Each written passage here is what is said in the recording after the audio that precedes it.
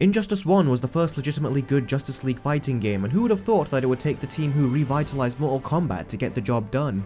Now, I have previously reviewed the first Injustice game for the PS Vita, and if you want to know exactly what I thought of it, then I strongly recommend that you check it out. So I was highly anticipating the release of Injustice 2. Did it live up to the original, or is it an underwhelming sequel? We're about to find out. Let the battle commence. In an alternate reality, Superman was drugged by the Joker, and as a result, he ends up destroying Metropolis, killing millions, including his wife Lois, who was pregnant with his child. Once he snaps out of it, he finds Joker being interrogated by Batman. One thing leads to another, Joker provokes and pushes him to the edge, and Superman kills him. After that, Superman is a completely broken man and decides to take the law in his own hands to make Metropolis and the world a much safer place. Meanwhile, our Justice League from the usual dimension mysteriously get teleported into the alternate reality during a fight with the Joker, and end up having to stop evil Superman's reign of terror. So that is a pretty sweet, albeit pretty generic story. If you've watched the Justice League animated show or movies, then you will have already seen these evil alternate realities, and you'll find that this really isn't anything new. So how does the story for Injustice 2 compare? Well, the story is based in the alternate Injustice timeline, and it continues from when Superman was captured and imprisoned from the last game. I was skeptical of this at first, but after you see how different this world is from what we are used to, and how the good and bad guys are now on opposite sides, it really makes for an intriguing and different feeling story as you get to witness relationships that you never thought would have been possible. I know I'm the new guy, but you really trust Harley? She's a different person since Joker died. Mostly.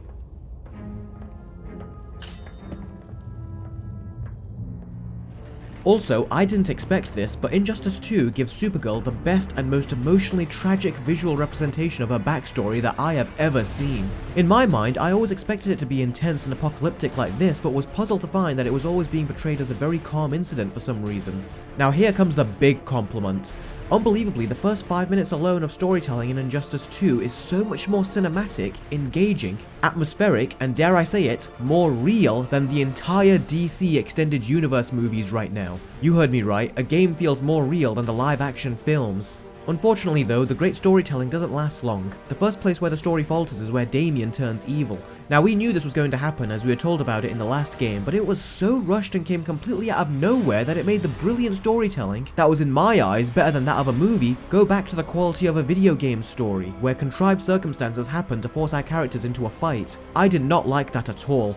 I wouldn't even expect Batman vs Superman to be this quick and contrived, and that's saying something. And from this point on, the story becomes generic and constantly fluctuates in quality as you get some parts that are better than others, but ultimately it never reaches the level of quality that it did in the first 5 to 7 minutes. Now let me make it clear that I don't hate the story in Injustice 2, it's just that I feel like I was teased as the bar was raised so unbelievably high and then it just suddenly dropped back down to normal levels. Whereas the story in the first game took a familiar concept and applied its own spin on it, Injustice 2 just gave us Brainiac. And I can't believe I'm saying this, but I am getting really sick and tired of him. I used to think he was awesome, but every time he shows up in his various different interpretations, it's always the same sketch with him. Adding some alterations to keep him fresh would be greatly beneficial, but unfortunately, he's practically the same as all his previous incarnations. Now, although I did take issue with the majority of the story, as soon as you start fighting with Supergirl, that's when it really picks up, and it's all non-stop awesomeness from there. So of the two stories, I do prefer the first one. It was better paced, had plot twists, and it hooked me from beginning to end. Injustice 2 has the exact same Brainiac story that we have seen hundreds of times, and on top of that, it has pacing issues as the filler was really dragged out. And both games are approximately 5 to 6 hours in length. But I will say this in Injustice 2's defense. The interaction between Batman and Superman, particularly in the last act, was beautifully done, and it is something I will never forget. I'll tell you right now, I never liked the cutscene graphics for the first Injustice. It looks like in-game graphics that you would expect from the PS2. Now thankfully, the gameplay, which is far more important, looks great, and even though it has aged slightly, it still looks fine. And although the cutscenes are below average, the story still pulls you in and you learn to accept them for all their averageness. The cutscenes in Injustice 2, however, are significantly better in quality and more up to date for their time when compared to the first game. They even have improvements that I initially didn't even think were needed, such as adding weight to the characters' movements. It makes their motions feel much more real and gives the combat scenes a nicely added bit of brutality. However, for all its improvements, the cutscenes in both Injustice games share a common problem. They don't have a consistent and steady frame rate, and this is especially noticeable when you constantly switch between the super smooth gameplay. It was a visible problem with the first and is still a problem with the second game, although Injustice 2 did fix this. After you get past the first hour and a half, the cutscenes start to run at a consistent 30 frames per second, and although it isn't 60, it is much better than what we got in the last game. Now, as for the actual graphics, they looked good in the first Injustice, but they have been taken to the next level in 2. The first thing you'll notice is the facial expressions. They are so incredibly detailed and organic. They even provide small imperfections to certain characters, which kind of gives them the impression of real aging people as opposed to clean-cut cartoon characters. But believe it or not, there is actually a problem with the graphics in here too. Despite looking technologically advanced, there is something about them that simultaneously looks technologically dated. Now, even though it should not be here at all, the dated quality in the graphics is something I can get over. What I can't get over though is the constant visual inconsistencies you see throughout the game. For example, look at the amazing attention to detail on Barry Allen's face, or even Aquaman's. And now, look at Grodd's face. You've overstayed your welcome. I mean, this looks like something out of a completely different game. And tell me, am I the only one who thinks his mouth looks like something out of a Lego game? So despite their problems, the graphics are great in both games. It's just that in Injustice 2, they are painfully inconsistent, and it actually took me out of the story on several occasions because they are just that distracting. So yeah, you all saw this coming. Injustice 2 steals this round with regards to graphics.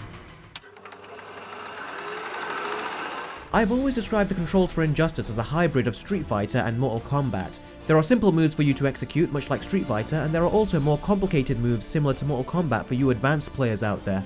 And the first Injustice game implemented these controls really well. Now, with regards to differences between controls in the second game, I didn't notice any. The moves would look different every now and then, but on the whole, if you mastered a particular character in the last game, then you will feel right at home with them here. And although that's good, I would be lying if I said I didn't want to see more. I was hoping the basic moves that we had in the last game could be expanded upon without juggling being our only option for advancement. But for us novice to intermediate players, there's not much, if any, alterations to the controls at all. That being said, I am still going to give the edge to the first game, and that is because the hard attack has been compromised in Injustice 2. Usually it was easy to use a hard attack in the first game. There were times where you shouldn't use it, but on the whole, it was easy to determine. Here, when you use the hard attack, you better be damn sure you're using it at the right time, or else you're just opening yourself up for an attack from the overly perceptive computer. So if it wasn't for that one change, then for the first time ever in my Versus series, we would have had a tie. The gameplay for Injustice is just like every other fighting game, but the fact that you're pulling off these moves in the distinct style of all these iconic superheroes and villains is the icing that makes the cake. However, Injustice does have some unique elements of its own too, such as interacting with the stages and hitting enemies at the edge of the screen to trigger a brutal and prolonged cutscene. Now, both games utilize this method of gameplay, and what separates them apart from each other isn't much, but for the sake of comparison, let's quickly describe them. So, Injustice 1 has these low-quality minigames which aren't terrible, but they definitely felt like an afterthought, and a lot of criticism was directed at this. As a result, NetherRealms took note and wisely excluded them in Injustice 2. Another difference is that in the first game, the story was linear and scripted from beginning to end. In Injustice 2, however, you are actually given the option to choose a different character path, and in certain sections of the game, it actually impacts the outcome of the story, particularly with the ending. Now, I'm not sure if you guys noticed this next difference, but getting to grips with new characters I thought was much easier in the first game. In the second one, even though the moves are very similar to pull off, they feel a lot harder to get the hang of, and not to mention, you can't break your opponent's combo whilst they're attacking you, which is very frustrating because whilst you're taking a constant beating, you're not even allowed to jump. You just have to sit there and take it until your opponent gives you some breathing space. And as a result, when compared to the first game, the characters feel kind of crippled. In Injustice 1, you could play as a different character, and even if you were completely inexperienced with them, you could still work with them enough to enjoy and win the fight at hand. In Injustice 2, however, if you haven't spent a good amount of time practicing with each individual character, then their battles in the story mode come off as a chore. Unlike Injustice 1, Injustice 2 falls into the trap of those cheap fighting games where it's just being hard to frustrate you rather than to challenge you, and that came off as a big downgrade over the first game. Also, the presentation of the clash system has been changed, and I personally far preferred it in the first game. I understand why they decided to change it, and I commend them for trying something a little different, but in the first game it was quick and epic. In the second game, the exchange dialogue between the characters has been dramatically increased, and the pacing of the clash is too slow to me, and after you go through it the first few times, it gets old really fast. Also, the special moves in both games are awesome, but I was really disappointed to find out that in Injustice 2, each fighter is still limited to one type of special move, and even though most of them look awesome, the novelty wears off after you see them being done so many times. And for the life of me, in Injustice 2, throughout the entire story mode, I couldn't even once execute a stage transition. At first I thought the game removed it because I was trying hard to attack my opponent when they were at the edge of the screen, but they just bounced back. Even the computer wasn't even once able to hit me at the edge of the screen either, so I really feel like they should have made the stage transitions easier to trigger because I can do it with ease in the first game, but in this, I just couldn't. And without it, the game feels like it's lost part of its identity. So even though the gameplay is pretty much identical in both games, I've gotta say, I do prefer the first one. And the only advantage it has over Injustice 2 is that it's much more balanced with regards to its controls and computer AI. Injustice 1 superbly gave you a challenge, so whenever you lost, it felt good, and you felt encouraged to try again. Very rarely did the computer AI feel like it was cheating you. Now it could be just me, maybe you guys did not see this as a problem, but Injustice 2 felt more frustrating rather than challenging. Injustice, much like any other well-made fighting game, is fun to replay via its equivalent arcade or single fights mode. That's where you're going to have the majority of your fun once you've beaten the main story. Speaking of the story, once you've completed it the first time, you have very little desire to play through it again, but everything else has a ton of replay value. With Injustice 2, however, they have kind of replaced the arcade mode with a mode called the Multiverse, and although I appreciate that they're trying something different, I personally far preferred the standard arcade/Mortal Kombat ladder mode from the first game. Also, another big factor that would keep you playing was the stages. They each had their own identity, their own unique style of interaction, and they had like 2 or 3 different parts to them. And the stage selection in Injustice 2 really felt boring, uninspired, and even recycled many times throughout the game's story. That really is a deal breaker because I always had fun choosing between different stages in the first Injustice, and with Injustice 2, I really couldn't care less which stage I fought in as it had next to no impact on the atmosphere, tone, or gameplay. So with regards to replay value, Injustice Gods Among Us beats Injustice 2 hands down. The first Injustice was created from the ground up and had to introduce and win gamers over with its combat system while simultaneously incorporating its own style. With Injustice 2, it disappointingly feels more like an expansion rather than a full-on sequel, and when you take into account some of the gameplay elements that aren't as good as the first, I've gotta say I'm pretty disappointed. The biggest advancement seems to be with its storytelling, whereas the actual gameplay itself seems to have been largely unaffected. And that really is a shame, because the whole point of a game sequel is to give you improvements that you never thought you needed, and once you tried them, you say to yourself, how the hell did I play all this time without this? That's the mark of an accomplished sequel that goes above and beyond. If you haven't played either games yet, then for the sake of continuity alone, I would recommend the first Injustice. As is, if you've played the first, then you technically already have the second game, as the core gameplay is more or less identical. So as of right now, I cannot recommend that you buy Injustice 2 at its current retail price. It's time for the scores. Injustice Gods Among Us gets an 8.5 out of 10, and Injustice 2 gets a 6.5.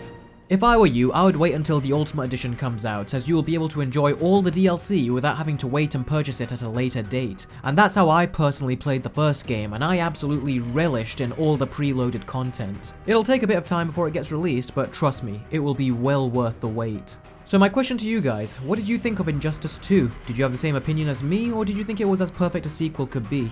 Let me know in the comments below, as I would love to hear your thoughts. Stay tuned for my next Versus video, as it will involve the new Wonder Woman movie, and I'll let you guess what I'll be comparing it to. Thanks so much for watching, guys. Please give this video a thumbs up, and also share it so more people can be aware of the show, and I will catch all of you next time. Take care.